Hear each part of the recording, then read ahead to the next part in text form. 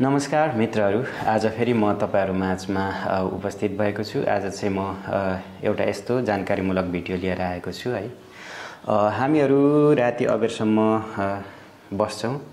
अहिले त विभिन्न डिजिटल जमानामा विभिन्न सामाजिक सञ्जालहरुमा हामी व्यस्त रहन्छौं। म्याक्सिमम पिपुलहरुलाई मोबाइलको लत लागिसकेको छ र यो चाहिँ एउटा आम जनताको लागि विकराल समस्याको रूपमा चाहिँ यो सिर्जना भएको छ। यो संसारभरिको यो समस्या हो र आज चाहिँ म राति अबेर सुत्दा या पर्याप्त नसुत्दाखेरि हाम्रो शरीरको हर्मोनमा कस्तो खालको परिवर्तन आउँछ, कस्तो खालको असर पर्छ भन्ने एउटा जानकारीमूलक भिडियो बनाउन गइरहेको छु। यदि तपाईहरु पनि राति 12 बजे भन्दा पछाडीसम्म मोबाइल चलाएर बस्नुहुन्छ या ढिलो सुतेर पर्याप्त सुत्नुहुन्छ भने तपाईहरुलाई यस्तो खालको समस्याहरू आउन सक्छ है त।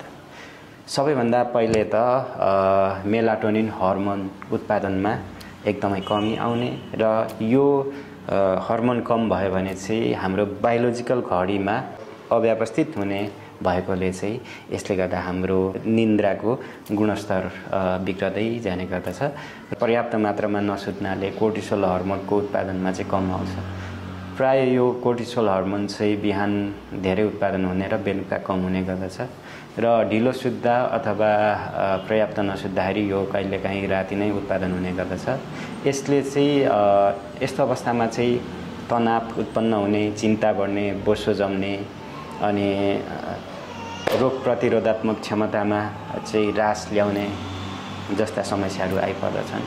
अब त्यसैगरी अर्को छ ग्रेलिन। ग्रेलिन हर्मोन चाहिँ हाम्रो भोक बढाउने हर्मोन हो, जुन चाहिँ ढिलो सुत्दाखेरि धेरै नै उत्पादन हुने गर्छ र अर्को लेप्टिन हर्मोन छ जसले चाहिँ भोक पेट भरिएको संकेत दिने गर्दछ र यसमा चाहिँ वृद्धि आउने गर्दछ र यस्तो अवस्थामा चाहिँ हामीलाई अनावश्यक भोक लाग्ने र स्न्याकहरुमा मन जाने गर्दछ र विभिन्न स्न्याकहरु खाँदा पनि हाम्रो शरीरलाई फाइदा भन्दा बेफाइदा पुग्दछ र अनावश्यक ओजन पनि बढ्ने गर्दछ। र अर्को छ इन्सुलिन हर्मोन। यो ढिलो अथवा अपर्याप्त सुत्दा चाहिँ इन्सुलिन हर्मोनको संवेदनशीलतामा चाहिँ एकदमै घटाउने गर्दछ र शरीरले जुन प्रकारले चिनी अथवा ब्लड ग्लुकोजलाई प्रयोग गर्छ त्यसमा चाहिँ ह्रास आउँछ। यसले गर्दा चाहिँ दीर्घकालीन रूपमा मधुमेहको जोखिम हुने, पेटको बोसो बढ्ने अनि थकान लाग्ने, ऊर्जा कम हुने जस्ता समस्याहरू देखा पर्दछन्। त्यस्तै गरी अर्को छ ग्रोथ हर्मोन।